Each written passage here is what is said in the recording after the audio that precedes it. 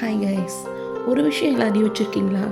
நம்ம குழந்தையாக இருந்தபோது நம்மளுடைய தாய் தகப்பன் எவ்வளோ கஷ்டப்பட்டாலும் சரி, தன்னுடைய குழந்தை ஒரு வேளை கூட பட்னி கிடந்துடக்கூடாதுன்றதுக்காக தங்களுடைய வாழ்க்கையை அர்ப்பணிச்சிருக்காங்க.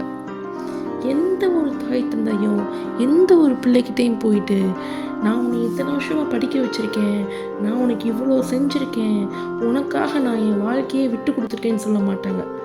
அந்த பிள்ளை வளர்ந்து கோடிக்கணக்கான சொத்துக்களை வாங்கி குமிச்சாலும் அதை பார்த்து சந்தோஷம்தான் படுவாங்களே தவிர, எந்த ஒரு காலத்துலையும் அந்த பிள்ளைக்கிட்ட போயிட்டு என்னால் தான் நீ வளர்ந்த, என்னால் தான் நீ இவ்வளோ படித்து இவ்வளோ சம்பாரித்து இவ்வளோ சொத்து வாங்கியிருக்க, உன் சொத்துல எனக்கும் பங்கு உண்டுன்னு போய் எந்த ஒரு தாய் தகப்பனும் சொன்னது கிடையாது. ஆனால் சில குழந்தைகள் வளர்ந்ததுக்கப்புறம் அந்த தாய் தகப்பனை பார்த்து, நீ என்ன எனக்கு செஞ்சுருக்க, மற்ற தகப்பனை மாதிரி நீ என்ன எங்களுக்கு சொத்து வாங்கி குமிச்சிருக்கீங்களான்னு கேட்பாங்க. ஏன் சில குழந்தைகள் தன்னுடைய தாய் தகப்பனை பார்த்துக்கிறது கூட தவறிடுறாங்க. ஆனால் அந்த தாய் தகப்பனுடைய சொத்துல மட்டும் பங்கு இருக்குன்றாங்க.